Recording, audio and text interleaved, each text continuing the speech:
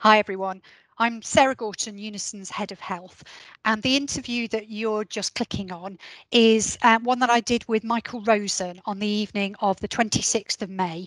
Our Eastern region, as part of their pay campaign work, invited Michael to come and talk to me in front of an invited audience about his recent experiences of hospitalisation through coronavirus, and to read to us from his book, Many Different Kinds of Love, which details the period of time last year when he was in a coma in hospital, and then the treatment that he received to put him on the path to recovery from the illness. So I hope you really enjoy the interview. We're really grateful to Michael for his time, and hope that it spurs you on to understanding just how well supported you and your other NHS colleagues are by the public. Thank you. Those two nerves. I have, how can I call them, sort of numb, tingling toes, because one of the effects of COVID is what they call peripheral neuropathy. So sort of the edges of me have been a bit of a problem. Some people have tingly fingers, even numb fingers. And also I get what I could call fits of dizziness, which is probably part of that peripheral neuropathy. That suddenly I feel the ground is either coming towards me or a wall is coming towards me, and it isn't. I mean, just to clear that up, we're not living with earthquakes. So I feel that, and I suddenly sort of stick my arm out or grab a table. And I think that's sort of mostly it. I think, as people say, that for every day that you're in intensive care, it's a week to recover. So I've just reached that point. And I feel quite strong. I do weights, and I do some sort of mini training to try and keep that going. So that's it, apart from whatever mental scars are there, and that's perhaps as much for others to decide rather than me. But there are mental scars, yeah. So we'll talk about some of those a little bit later, but one of the things that I would really like to start with is you reading a couple of sections from the book to describe to our audience the process through which you came to realise just how ill you had been. So the bit that I'd like you to start with is the section on page 51, where you start talking about very poorly. Then the bit on page 40. All right, one at a time. So Yeah, we'll do 51, that one. which do I 51 yeah. first. Okay, so so this is me actually at the point where I've just coming out of the induced coma. Very poorly. It's something they say about me. Every so often a doctor or nurse stands by my bed and says, "You were very poorly." I'm starting to expect it. They often seem pleased, surprised almost that I'm less poorly. I get the feeling that some people who were very poorly died. I didn't die. Really affecting, isn't it? And with that process of slowly realizing how the other people have seen you being more ill than you've realized. So the next bit that I'd like you to read for us is on page 179, where you start to realize just how seriously ill you had been. We tell people I'm home, or I read how bus drivers. I'm getting it. I'm getting it. Sorry. I think we've got slightly different pages. That's all right. I've got the Kindle version. So is it the thing about I read how bus drivers? No, it's I'm getting it how seriously. Sorry about this. That's right. Do not worry. I'm getting it. Many of them spoke to me with voices. No. Radio 4. Is it second one? I'm getting it. 179, you said, is it? Yeah. Sorry about this, folks. That is all right. Our daughter tells me I can't see this. I'm getting it. The page begins with I'm getting it, does it? Yeah, let me have a... I'm getting it. It's That's just, it. Yeah, okay. So I'll just tell the bit how it leads into it. Our daughter tells me that when you talk to me on FaceTime, this is Emma, my wife, when I was in intensive care, my eyes were open, but I just stared, not speaking, not responding to what you said. I'm getting it that there's a place between life and death. I was there for weeks. Thank you. Thank you, Michael. So the book, for people that haven't read it, gives an account of the period last year from your admission in March through to your dishwasher workouts in the autumn, where you're once again able to accomplish kind of basic tasks, walking to the shop, putting the pots away. Can you give our audience a flavour of the different types of health workers that you encountered in that whole process? The ones that you were conscious of and the ones that you now know looked after you. Yes, it's quite an arc there just to think through all that. So the first two health workers I guess I encountered were on the end of a telephone, because right at the very outset we couldn't get tested and we weren't supposed to go to A&E. And as my wife Emma got more and more worried, I had two encounters with people on the end of a telephone on 111. I'm not quite sure who they were, paramedics and so on. And they were diagnosing people, me included, by asking, were we coughing? I wasn't. Did I feel worse than yesterday? No, I wasn't. I didn't feel worse than yesterday. And could I do some breathing over the phone? So I went, and they said, yeah, you're all right. Just keep taking the paracetamol. Well, I didn't know, but in fact, my SATs rate, my oxygen take-up, was plummeting. And the reason why I know that was because we have a friend and a neighbour who's a GP, who Emma got in touch with because she was getting worried, or the way she put it, it looked like the angel of death was crossing my face. And luckily, she had an oximeter on her, and it was at 58. Which, as many of you health workers will know listening, that I was lucky to have even been conscious. It should be at 95 minimum, really. And so she demanded, actually, that Emma drive me straight to the hospital, no point in calling an ambulance. So immediately I met with hospital staff at the Whittington in North London. And so that would have been, a team of people taking people as they came in, slapping masks of one sort or another on our faces. So I was meeting doctors and junior doctors and qualified helpers of one sort or another. I don't remember seeing a nurse at that point. All I can just see are these faces leaning over me, slapping things onto me, checking this function, that function, and so on. And then I had a very short period in intensive care. I don't know much about that. And then I was, I think, 5 days on a ward. So I was meeting nurses and doctors, and also people who said they weren't nurses but were doing nursing. One of whom was rather odd, it appears in the book, sort of saying, I don't do that, I don't do this, and I don't do that. I couldn't understand. And in actual fact, my oxygen bomb was empty. And he kept saying, keep breathing. And I said, well, there's nothing in the oxygen tank. So anyway, that was a bit unfortunate. And then I suddenly plummeted again. And so the last I remember was a conversation that went, a doctor is standing by my bed asking me if I would sign a piece of paper which would allow them to put me to sleep and pump air into my lungs. Will I wake up? I say. There's a 50-50 chance, he says. If I say no, I say. 0, he says. And I sign. So that was the last I knew for about probably 48 days, 40 days of which I was in the induced coma. So I was in an intensive care ward, and the intensive care ward, the senior consultant was Professor Hugh Montgomery. And then there were teams of people who I've only got to know thanks to this. Well, I think we'll come back to that.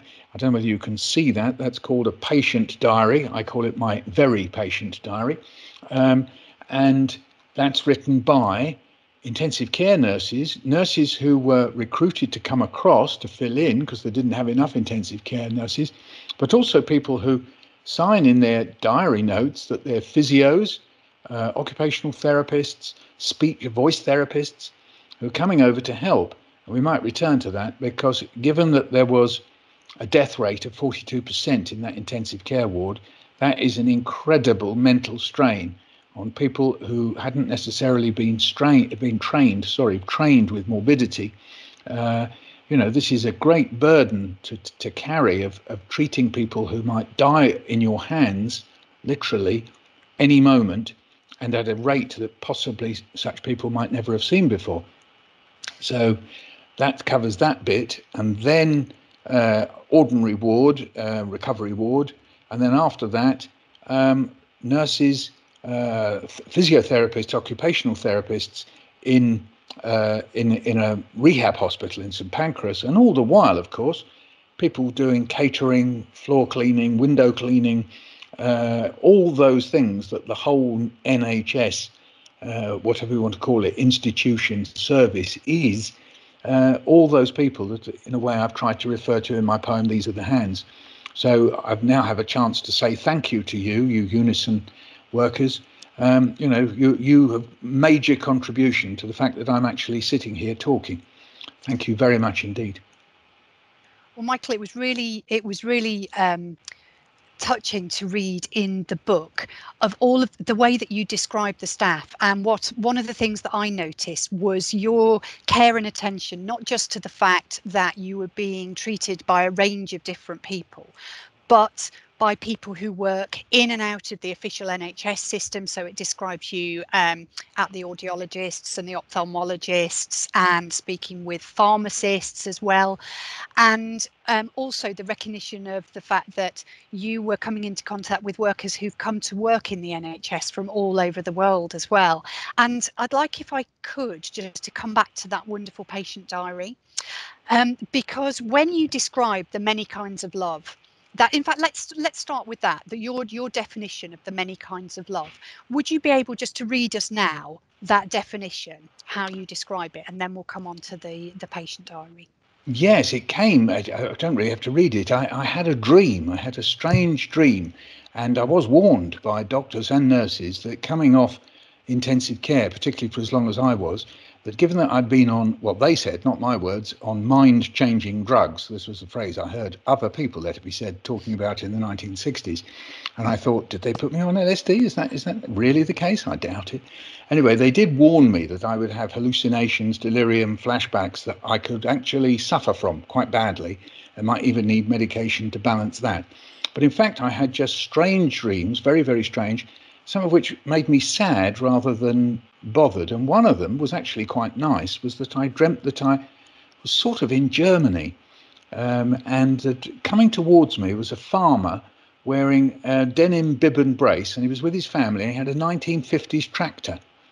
And he spoke to me, and I understood that he came from a part of Germany where the neo-Nazis had been active. And he came with a sort of manifesto in his hand saying that we need many different kinds of love. We need love for lovers, we need love for our family, we need love for friends, love even for people we don't know, and in the end, love for everyone. Otherwise, we'll all perish. And this was such a powerful message, and I wanted to get to the manifesto in my head, and I sort of pleading with myself to find it, and then I thought, oh, maybe Emma's got it. I mean, it's just complete, I mean, it is nuts, but anyway, thinking maybe Emma's got it. And when she rings, next time she rings, I'll say, you know that manifesto? And then I realised, no, it's a dream, it's not true. But you're living in a kind of weird world at that point, where obviously some of the mind-changing drugs are still in you, and then you think you're sane, and then somebody says something, and so, I mean, Emma said I did say some rather odd things to her over the phone, so yeah, that's where the phrase comes from, and I mean, it is something I believe anyway. So I was thinking, good farmer, good farmer. He's saying something good there. Well, in fact, it was Rosen talking in the background. I have a German name as it happens, so Rosen, spricht. So anyway, there you go. Well, I mean, in a way, the whole book read to me as somebody who works really closely with, a whole range of different health workers and represents them. It felt like a manifesto to that type of love you describe as the love for people that we don't know. And well, could I say, by the way, the ophthalmologist and the audiologist, they're very much in the NHS. They're at the Whittington and the RFH, Royal Free and so on. Not the pharmacist. Oh, the pharmacist is the one at the bottom of the RFH. And in fact, I saw the ophthalmologist only today, you'd be pleased to know. Anyway, sorry, I've just say that. I didn't go private. Yeah. No, lots of people don't have a choice because those services are outsourced in many places. That happened with my echocardiogram, sorry. I love echocardiogram. So that devotion, that love for people even we don't know. The section of your book where you take the letters from staff that were in the patient diary and intersperse them with the progress reports from Emma, that read to me like what you've just described as the manifesto for that kind of love. So what I'd really like you to do is, if you could choose one of those letters to read out, one of the entries in that patient diary, and give people a flavour of the kind of comments that people were making and the observations they were giving on your daily care. You liked Pat, didn't you? I loved Pat, yes. So Pat. Pat was Yes, page I know, 30. we've got him. No, Yes, yeah. him or her. So here we are. We're on the 28th of April, 8:30 in the morning. Good morning, Michael. And I just love that. I mean, I'm lying there like a cadaver, probably grunting and groaning and gurgling with all sorts of stuff and farting and shitting and God knows what. And there's this person, they say, good morning, Michael, as if I'm about to say good morning. I'm not. Oh. Anyway, sorry, digression. Good morning, Michael. It's a pleasure to look after you. I am Pat, a lung nurse specialist, currently working in ITU to help the wonderful ITU nurses look after you. It's lovely to see all the photos of your family smiling and showing how much you're loved. We'll keep you comfortable and talk to you all through the shift to let you know what we're doing. Wow, I mean, what? You've got to talk to me? I'm just lying there. When we have conversations, they're rewarding or otherwise. My kids were brought up on your poems and loved them. We've given you a lovely wash and brushed your thick hair. What a nice job washing me. And then at 1:30 in the morning, Michael started blinking his eyes, moved both arms and legs. He squeezed the doctor's consultant or doctor, whichever it is, doctor or consultant's hand to respond to her questions. Michael confirmed that he was comfortable, he was repositioned and given some pain relief. And again, I mean, I've written a poem later about, those of us who are parents, we look after our children when they're ill, and then we do something beyond that. We stroke them, we tell them, we say, do you want this, do you want that? We do lots of things that aren't actually, strictly speaking, medical. So we give them the paracetamol, and then we do all sorts of other things and stroke the bed, stroke their hand and so on. So when I look back at those nurses and reading that diary, I think they did all the things that I've done for my kids, but they're not my parents. And I'm thinking, why? It's just so incredible. I mean, professionally, they're using all their knowledge, all their skills, all their experience, and something else beyond, which is, if one of them describes me thrashing around in the bed and they get concerned, and call the doctor, that sort of thing. One of them talks to me about the football team I support and what football team she supports. I'm just thinking, it's beyond my comprehension. I'm not that good a person. I can do it for my kids. And to the idea of these complete strangers, and as I say, coming from all over the world or with origins, it could have obviously been born here with origins elsewhere. Amazing. Just I'm so overwhelmed by it that they did that. And you question that, where that devotion comes from in the book, don't you? And one of the things that I noticed was the sort of slight, well, more than slight, grumpiness of the recovering patient clashing with your growing realization of that devotion that had been given to you. And when you first moved from ITU, there was a real sense of frustration that you have become what you describe as an account. People are interacting with you to take your blood pressure, to do other observations, and then the realization kind of dawns on you. You realize, you hear Emma telling you about the pictures that were taped above your bed when you're in ITU. You have access to the patient diary. How important was it, do you think, to your recovery that the staff were able to interact with you as an individual rather than just as a body to be serviced medically? Yeah, I mean, this is crucial. I mean, you lie there and it's an extreme form of isolation and, well, I play around with the word confinement. It used to be a Victorian word because people didn't want to say the women having babies. So they didn't want to say that because that's just terrible. You can't say that. It might make you think of where babies come from. So they just had this weird phrase, she's in confinement or she's been confined. And then I found myself playing with that and thinking, well, I feel confined, and I wasn't moaning, but I could remember being free. It was almost like a sort of loss or a sense of almost nostalgia that didn't I used to get up in the morning and say, I wonder whether I'll have tea or coffee this morning? And here it's sort of, you have to be asked. And I play around with the idea of that, as you say, the nurse is standing at the end of the bed and she asked me all these things, asked me a few questions, have you opened your bowels? Was it a little one, a big one, or a medium-sized one? And then do the obs. And sort of glance up and there's nurse standing at the end of the bed looking at me. And I'd look back and I think, what are they looking at? And it's all totally legit. It's just, it feels strange when you compare it to what it's like on the outside. So it's like a sort of prison in a way. I mean, that's in inverted commas, obviously. But so then, off the back of that, I'm saying anything that's personal is incredibly valuable in your conversation. It can last for the rest of the day. I mean, I can remember conversations, because I was a bit out of it, still in the hospital, but when I went to the rehab, there were conversations I had with nurses that will stay with me for the rest of my life. I mean, the senior nurse at the rehab hospital, she said that, you've got to imagine this in a very strong, either Jamaican or Trinidadian voice, saying that she could wangle it for Emma and the family to come and see me. So that the way we could do it is to meet outside in the garden. And she said, I don't want to mock it in any way, just the opposite. She said, and that way you can get to see your Tweety pie. You see? And I laughed, and she said, if I was you, I'd want to see my Tweety pie, but I can go and see him this evening. So clearly she calls her bloke Tweety pie. And this was a woman I would think in her 50s, possibly 60s.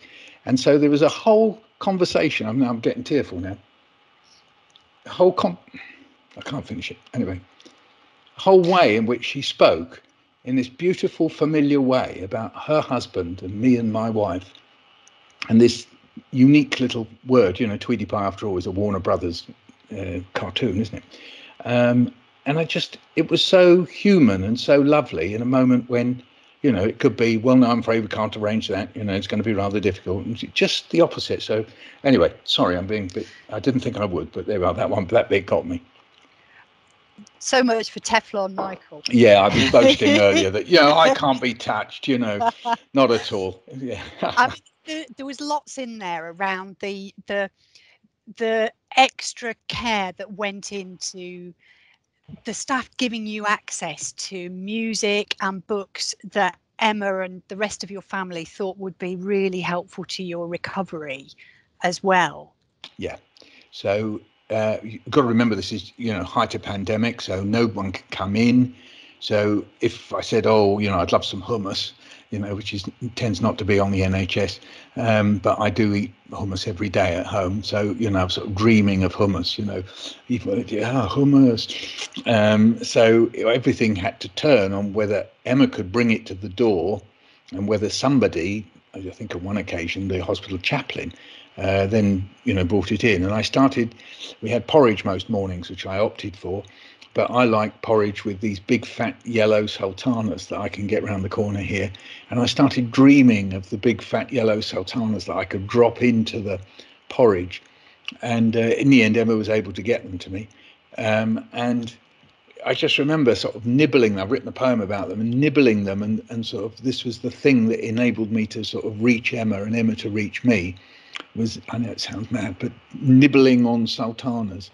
And that came because, nurses or whoever went the extra mile, because, goodness knows they were preoccupied to make sure that I could have these. So, and that also applied to a lovely woolly blanket that she sent in and a duvet, because I now realise I had very, very low blood pressure and my peripherals were getting cold, and no matter how many of those weird NHS blue sheets I was putting on me, I was still cold, and nobody could quite figure out why, but anyway, it was a bit strange. So anyway, I would snuggle up with this yellow furry blanket and the duvet, and that was again because people, I can remember being in hospital when I was a teenager, and you absolutely had to wear your gown and absolutely had to have what was NHS and nothing else. And it was lovely to see, maybe they're not the rules anymore, but anyway, if they are, they relaxed them. Well, I hesitate to mention your blood pressure because there's a section in the book where you talk about your low blood pressure issues potentially being resolved by being given a copy of the Daily Mail. Yes, So would you read that section for us? that's page. That is page 110. I hesitate to give you references because I'm Well, reading from it'll my be there Kindle. or thereabouts. So anyway, Yeah, it's when you're in the rehab centre at St Pancras. you've got 110 for that, have you? Yeah, but I fear that's not the bit. I mean, the question that I wanted to ask you on the back of it Yeah. was really about hesitating to send your blood pressure sky high again by asking how you felt when you saw the headlines and heard the news that the government was recommending, or what they wanted to come out of the pay review body round that we're in was a 1% pay settlement for Yeah, NHS I've staff. just read. I found it 101. So Yeah, if you read that and then give yeah, us we're your talking. yeah. They've been worried about my low blood pressure, but they brought me the Daily Mail, so it'll be fine in just a moment. So yes, it is relevant to your question because of the origin of this. Yes, at first I just thought it was almost some kind of absurd joke that it was a mistake. Maybe it was 11% or 21%. Somebody left off another digit or something. I couldn't believe that after all that waffle about how grateful we are and the NHS is wonderful and all that, coming out on the street and applauding. And in fact, I think I may even have taken part in one of those just before. No, it couldn't have been. But anyway, I got somehow a picture of it in my mind. That I just assumed that somehow or other, with the will of the people behind them, that when the pay review came round, that it would be, inflation linked or more, just whatever figure you take out of a hat. It's going to be less contemptuous and less contemptible than 1%. So my first sight was I couldn't believe it, and then when I did believe it, I just in a state of shock. Really, I mean that all those hours that are represented in my book, the reward for it is really nothing. I mean, 1% is nothing. I mean, it just gets absorbed by the fact that, the cost of beer's gone up or something. I mean, it's just absorbed in no time at all. So it isn't a pay award at all. And that, the end result for all these people in my book is to stay at exactly the same level. So, there's nothing accruing, or no goodwill from your employer, which is the government, which is us. So in other words, they've, as it were, blocked the country's sense of gratitude for what you guys have done. So it's almost as if we've gone, we love you, and then the government stepped in going, aha, not so fast. Oh no, we don't. No, we don't. We're pressing on. And anyway, we're having a pay award because we need the caviar is not quite good enough at the House of Commons. We need just a little bit more. It was shocking, wasn't it? I was on the day that the announcement was made. I was with a group of our lay members at something called the NHS Staff Council, and that delegation that I was part of had workers from all different parts of the NHS present at it. And to say that there was a state of horrified despair is an underreaction. I like you, I think people expected that there would be economic arguments made, but not to, people are finding this one idea of 1% absolutely insulting. And one of the consequences of it is that those people who you saw who were already really stretched during the pandemic, that not only are they not feeling as though the government is recognising their service, but we're also facing huge challenges ahead. I mean, I looked at the waiting list figures for the Whittington where you were treated, and there are 15,000 people today waiting for treatment at the Whittington, and a huge number of those people have waited more than 18 weeks, and more people than you would ever hope have been waiting more than a year for that treatment. So could you just say something about how you would have felt if all of the different treatments that you've had since you left hospital all of those bits, if you had to go on a list that was potentially longer than a year, and how that would have hindered your progress to the fighting fit person we see today? Well, I'd have no hearing aid, and I wouldn't have had the cataract op, the angle laser treatment in both eyes. I wouldn't have had the Zen operations that I've had, which are like little drain pipes they put in your eye in order to drain for glaucoma and so on. So I wouldn't have had any of those. And then again, I've had treatment at the Royal Ear, Nose and Throat because I had the trachea and problems, one or two problems with that. So none of that at all. And then, of course, we have various other things. I mean, I've had 2 hernia ops in the past. So obviously, I'd be walking around holding my side every time I bend down, and always on a worry that there'd be strangulated hernia. So that would be like a kind of thing in the back of your mind the whole time. People always, not always, it's unfair, but people quite often leave out the whole kind of anxiety that goes with when you're in a state, a medical state that needs treatment, but you're not getting the treatment. And so all the time you're thinking, well, is it better? Is it worse? And thinking much worse when you've got potentially life-threatening illnesses that you're not getting the treatment for, and you think that, well, you're on the last chapter of your life, even though you know that there are treatments that are available.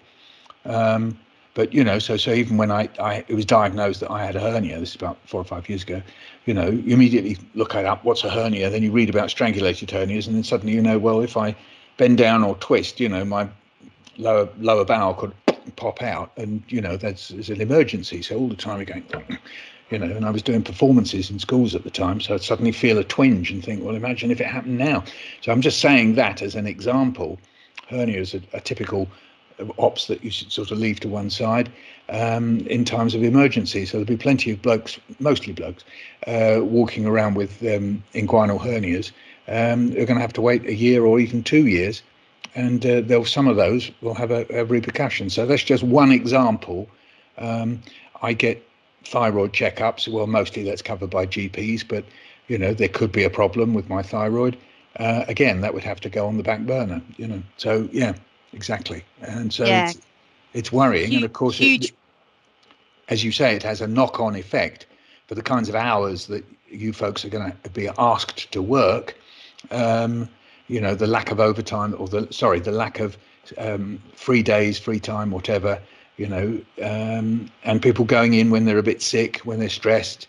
People saying, well, all those kinds of pressures that occur when the system is under pressure like that. The pressure sort of works like a concertina down the line to where you are. And there's a really brilliant section in the book that I'd like to ask you to read in a second for us, where you give an example from a patient's perspective of an argument that we make all of the time around the impact of shortages on that workload. So the fewer people you have, fewer colleagues you've got in your team to help you and share the work around, the work actually gets greater. Yes. So there's a section on in my book, it's page 64. 64. That starts, I call. Yeah. It's night, I press the button. Yeah. That's it. It's night. I press the button on the buzzer strung up by my bed to call for the nurse. I want the bedpan. I can't walk, but I can lift myself up enough to squat on a bedpan. I call for the nurse. It's night. I call for the nurse, but she doesn't come. I press the buzzer again. I'm sweating. It's night. I call out. I shout. I'm sorry that I'm waking people up. I press the buzzer. It's night. I soil myself and feel ashamed. I long to be home where I could perhaps have crawled to the loo, I think. The nurse comes. I say that I'm sorry, very sorry that I've soiled myself. She says sorry. She was dealing with another patient. I think. Rows and rows of beds, like soldiers in the First World War. And here she is, struggling to get round, and I've gone and soiled myself. And she's a woman I've never met, who has never met me, and who has to clean me up. I am sorry, very sorry. She says that I shouldn't worry. She slips away in the dark. It's night. And it's a really generous interpretation that you give in the book, where you completely understand the reasons why she's not able to get to you quicker. Do you think most people see it that way? It's difficult. I did hear patients moaning at nurses. I heard nurses just ignoring it, and on one occasion, I can tell you I did, because never mind why. We're all, there's a Latin phrase, I'm sounding like Boris Johnson now, in extremis. It's when you're at your extremes, and there are times when either the nurse or the patient is, times you both are. And so of course there are clash points, and I think probably what you have to say is how they're resolved is more important than the fact that the flashpoints occur. And my experience always was that everything was resolved very well, bar one or two little things, rather strange things. But it's an incredibly stressful situation. I mean, where I was, everybody's worried about death. I mean, it's the elephant in the room. The people in the beds are worried about death, but also, of course, all the caring staff are. So you can imagine that the technical word for it is displacement. We displace big worries like that, and so we start thinking of other things, or we get ratty and cross about something that isn't to do with the thing that we're really cross about. So we say something like, the tea's too hot. In actual fact, you mean I'm going to die, but you don't say that. You say the tea's too hot. So yes, I saw a bit of that going on, and who knows, I might have been like that at times. That's for nurses who looked after me to judge. Yeah. So going back to the patient diary that you showed us at the start, can you tell us something about how you got that diary? Yes, the first inkling I had of it was when I was on the recovery ward, and somebody told me that they'd kept a diary, and I either didn't understand it or didn't remember it much, and it had no impact on me at all at that point, because I'm still fairly bewildered. And then I don't remember anyone talking about it in the rehab hospital. And then when I came home, I remember seeing this very anonymous looking thing. You can see it's an exercise book with sort of spiral binding and so on. You can see that kind of, and it was sitting on the table in the kitchen. And Emma would say to me, you've got the diary there of what the nurses said. And I didn't understand it, or if I did, I didn't want to look. And then I'd open it and read a bit and think, oh, well, it's just medical stuff, is it? And oh, yeah, okay. And so I dismissed it. And it was only as I started writing these pieces that I got more interested in it. And I think there's some pages I haven't actually read yet, because it sort of feels quite funny. I mean, I've described it melodramatically as I went to the land of the dead. I've nicked that from Greek mythology. The idea that Odysseus in Greek mythology goes to the land of the dead and he breaks the rules. He gets out again. You're not supposed to get out, as we've all noticed. And in Greek mythology, there's a guard dog there. There's Cerberus, the three-headed dog, and you can't get past him anyway. He's stopping you get out. But I did, and so I sort of play around with that idea. And because of that, the book kind of belongs in the land of the dead. I mean, it's got this slightly off-putting black cover, just to prove that I was dead. And so it's a kind of reluctance to go and look in it. But now let's tip that the other way round. This is a screen. This is an eye into the life I led for 40 days that I have no memory of at all. Absolutely nothing at all. Even the bit in the film 2020, The Story of Us, that was shown on TV, where I'm in it, and Hugh Montgomery comes towards me and he says, "You've got children?" And I look up at him and say, "Apparently." Now, whether I thought I was being funny, I've no idea. I have no memory of this at all. So I can see my eyes are open, I'm smiling, I'm speaking, no memory. So that's sort of between 40 and 50 days, yeah? And so, in a way, all that stuff, the only people who have access to it are these nurses, and even Emma didn't really. I mean, apparently they used to hold the FaceTime up to me, and I was like kind of slack-jawed and sort of looking at it in ways that would be familiar to you, that aren't to me. I didn't really know anything about intensive care. So this is a window. This is a window onto my life, and as I say jokingly, when I was dead. So this is a window onto my life when I was dead. So you mentioned there, you being funny, and it's really evident from the book that throughout the whole period, as soon as you start to regain consciousness, your humour is still in evidence and reachable to you, even though grimly at times. So you talked about the writers' cricket match, but there's that that you were imagining going on while you were in that state. That what you describe as the liminal state in between alive and dead. But could you read us the bit where you use Heather Small for your own purposes? Oh yes, that was in the rehab. Yes, good old Heather Yes. Small.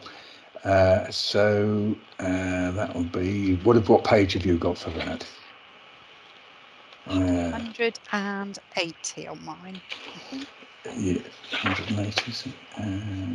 But again, I wouldn't Yeah, lie. who knows? Or just tell people what you Oh used yeah, it for. yes, that's right. So you can expect.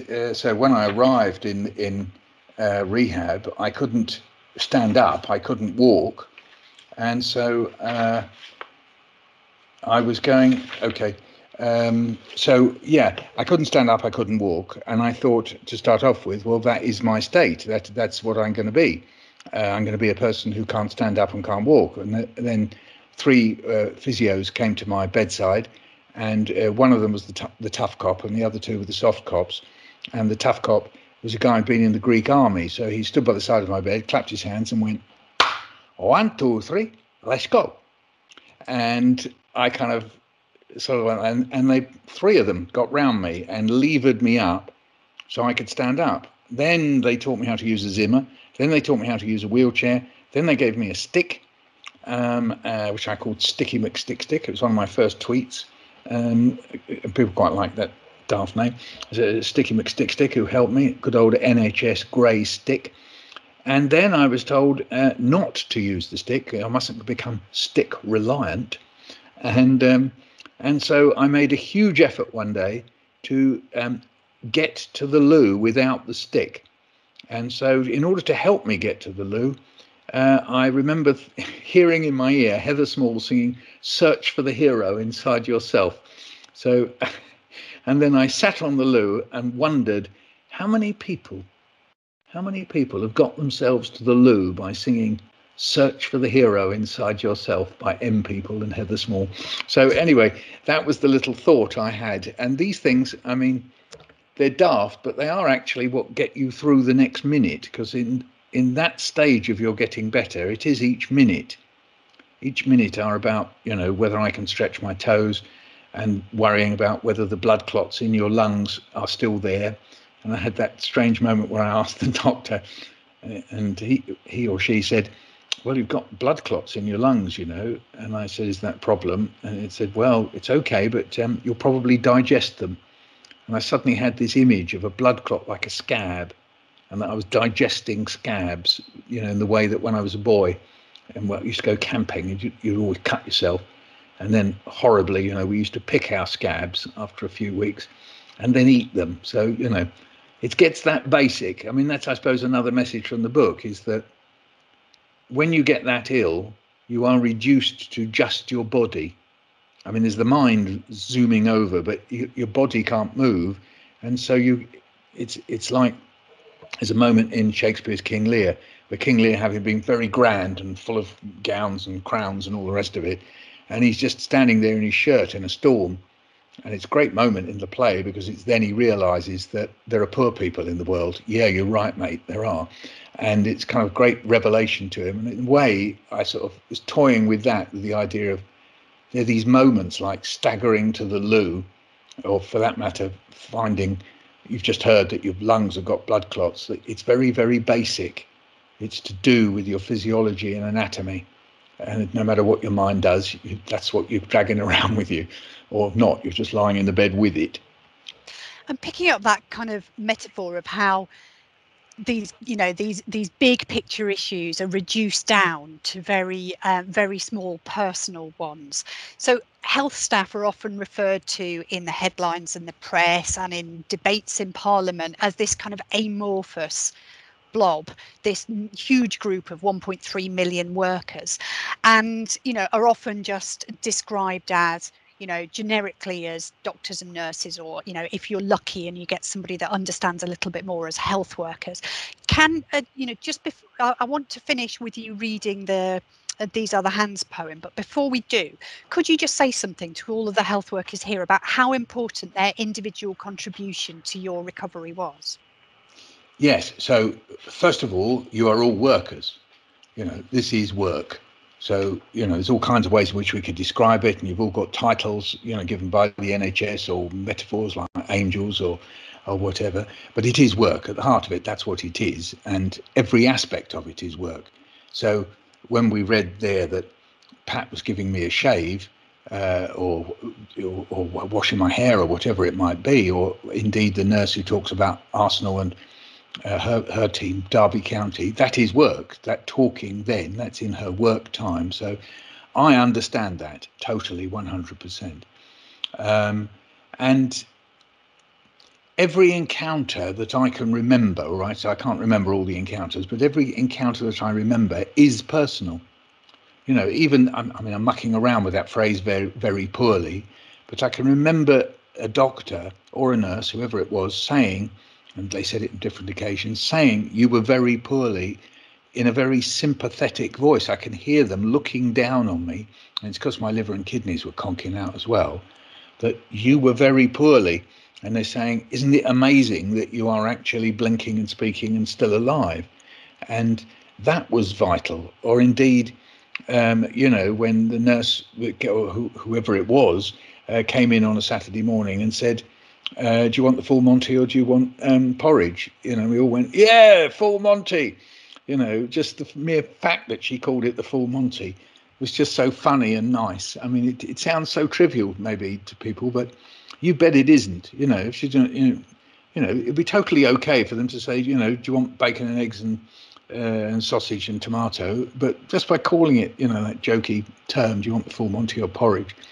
It's just these things, they're tiny, tiny things, but it isn't prison, and I mustn't say it is, but there is a way in which the confinement is a very powerful aspect of the state you're in. And I became very aware of that. And so there is a poem I've written about the touch, that every touch that you feel, you can feel. It's a language. I say the touch is a language. You know something of the person when they touch you. And when, as it happens, it was a guy who said, oh, we're going to check for bed sores. And then he saw that I had a red patch on my tailbone. And I said, I've got some Vaseline. He said, oh, I'll put that on for you if you like. And then he did. And it was the touch of kindness, wasn't it? His hands were saying to me, he was being kind. He didn't need to, because I've got a hand. I could reach around there and, put Vaseline on my bum crease. I can do that. And it was just the fact he said, oh, I'll do that for you. He didn't need to. He could have gone off for his cup of tea. Wonderful, wonderful. And it would be absolutely brilliant if you could finish off what's been a really wonderful interview with you tonight by reading the poem that you wrote to celebrate the contribution of all of the different groups of staff, the whole NHS team. And you wrote it for the 60th anniversary of the NHS, and you include it at the end of Many Different Kinds of Love. If you could do that for us before we finish, that would be wonderful, Michael. These are the hands that touch us first. Feel your head, find the pulse, and make your bed. These are the hands that tap your back, test the skin, hold your arm, wheel the bin, change the bulb, fix the drip, pour the jug, replace your hip. These are the hands that fill the bath, mop the floor, flick the switch, soothe the sore, burn the swabs, give us a jab, throw out sharps, design the lab. And these are the hands that stop the leaks, empty the pan, wipe the pipes, carry the can, clamp the veins, make the cast, log the dose, and touch us last. That's such a lovely way to finish what's been a really special evening. Thank you so much, Michael, for doing the session with us tonight. Thank you ever so much to all of our guests for registering and attending what's been a brilliant event. And thank you and good luck with your ongoing recovery. Thanks ever so much, Sarah. Or is it Sara? Sorry. Sarah. Sarah, thanks ever so much, Sarah. Thank you. Thanks for having Thanks me. a lot. And best Bye, luck to everybody. Solidarity with you, all Unison workers. Thank you.